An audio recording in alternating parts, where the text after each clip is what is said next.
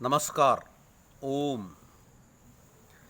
We are discussing the Shankara Bhashya of the 21st verse of the second chapter of Bhagavad Gita.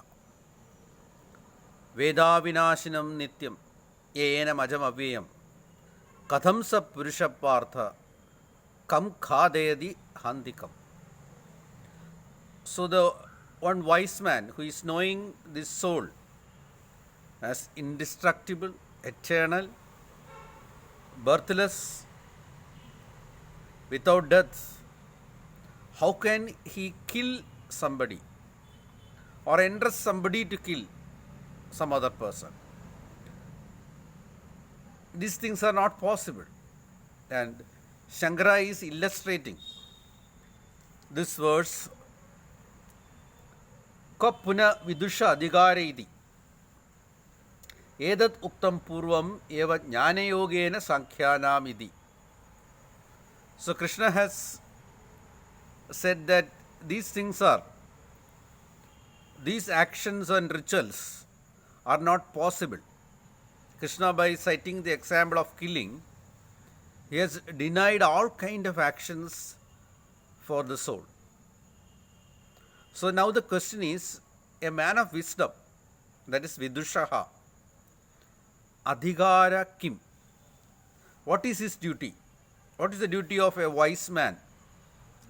If he has no role in actions and rituals, then what is his duty?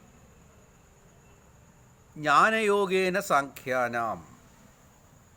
He has no other duty other than this knowledge, the pathway of knowledge, the way of wisdom. He has no right to do any actions. Tadhaja sarva karma sannyasam vakshati sarva karmani manasa ityadina. So Krishna is emphasizing the need of abandoning all kinds of actions. Sarva karmani sannyasam manasa, by the mind. You have to do renunciation of all actions from your mind. Now the objection comes. Nanu manasa iti vajanat na vachikanam kayikanam cha sannyasam iti chet. The opponent or the one who is objecting the Vedanta view is saying that Krishna has said abandon the actions from the mind. So there is no need to abandon the actions done by the body or the senses. So they can continue the actions with their body and mind, body and senses. Now Shankara answers, na sarva karmani iti visheshitvat. So Krishna has emphasized sarva karmani manasa. So that means that you have to abandon, do renunciation of all kinds of actions. Not only mind, all actions done with the body, the senses. So he is emphasizing all kinds of renunciation of all kinds of actions. Manasanam eva sarvakarmanam iti chet na manovyapara purvakatvat vakkaya vyaparanam manovyapara bhave tada anubhavatte. So the opponent is saying that it can be abandoned all actions from your mind. Krishna is not intending abandoning all actions from the body and senses. He is just saying you just abandon all actions from your mind. So the Vedantin is answering to that objection, saying that without a mental action preceding the actions done by the body and mind, that's the actions done by the body and senses will be incompatible. Without a pre-plan or a set of actions or a plan done by the mind, without that, the next consequence, actions by the body and senses, they require the actions done by the mind. So it's a chain reaction. So without the former, the latter will not happen. So without the actions which are being done in the mind, actions in the body and senses are not possible. शास्त्रीयाणां वाक्काय कर्माणां कारणानि मानसानि कर्माणि वर्जयित्वा अन्यानि सर्वकर्माणां मनसा संन्यस्येति चेत्. So the opponent is coming with another postulation. Krishna might have thought that those mental actions which need actions by the body and senses, you do only those mental actions and you abandon all other mental actions. Answer. The Vedantin answers, it's not like that. Na naiva kurvanna karayan. So it's not like that, because naiva kurvanna karayan, not doing anything and not prompting anybody to do any other action. So all kind of actions by mind, by the senses or by the body have been denied by Krishna for a man of wisdom. Sarva karma sannyasa ayam bhagavata ukto marishyata na jivita iti chet. The opponent is again asking. Then Krishna must have thought of abandoning all actions by the dead and not by the living person.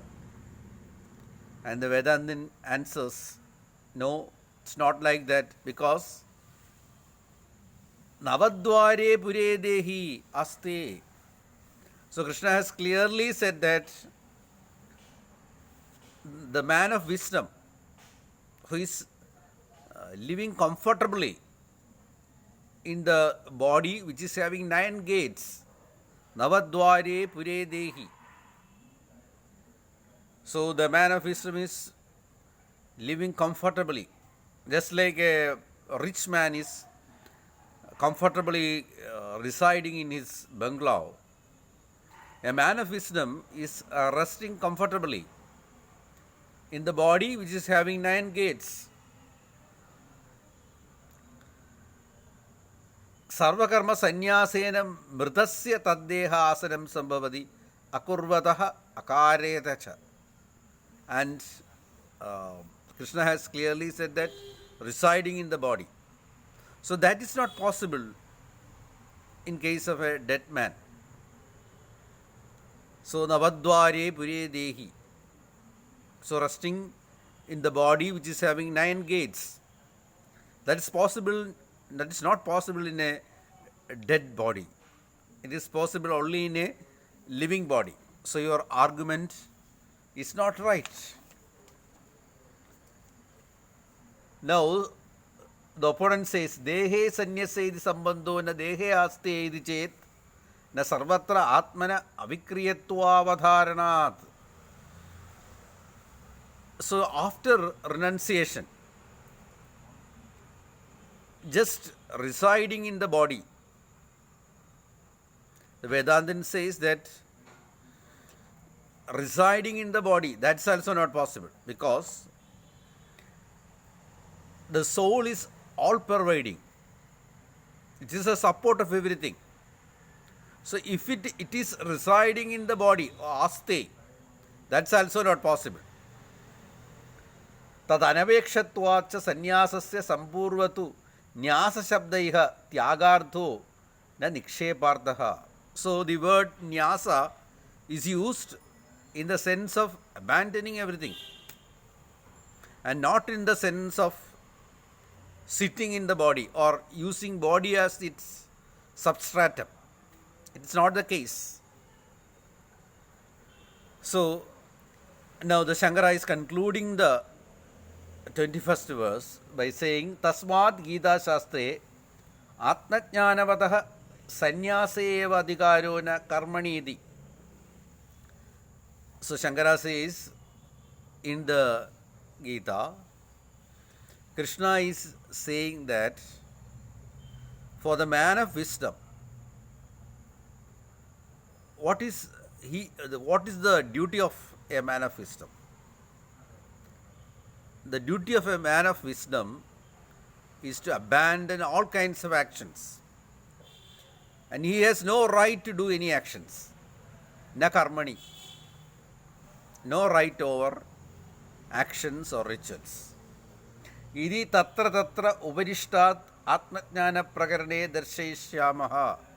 And Shankara promises that I will illustrate this point in the whenever there is an opportunity, whenever there is a verse which explains this, I will illustrate this point that a man of wisdom has the right of renunciation and he has no right over actions or rituals because he has no need of that. Prakritam tu vakshyama tatra atmana avinashitvam pratijnadam tat kim ivaidi. So how is that?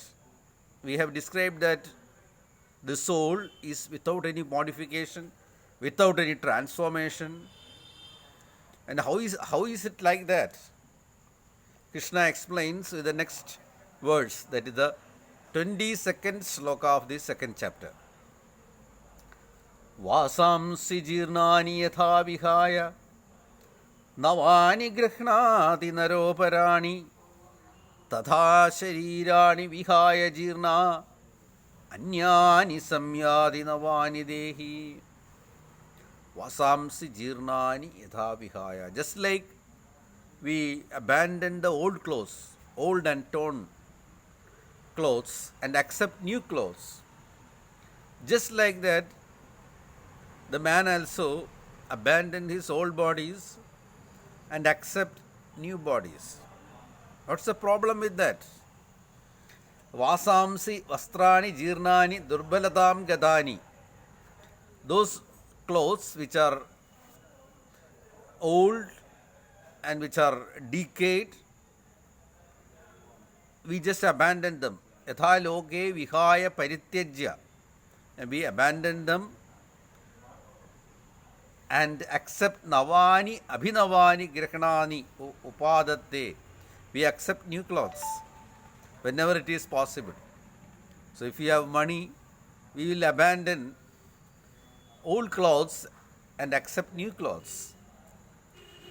Nara purusha aparani anyani tadha tadvat eva sharirani vihaya jirnani. So just like that, the man also, when the body is old, body is having problems, and or the body is unsuitable for experiencing his desires.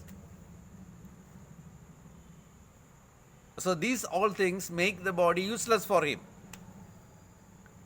So when such a condition is there, the man also vihaya jirnani, abandon their bodies, and anyani samyadi samgachati navani dehi, they accept new bodies which are youthful, which will be more capable to experience their desires.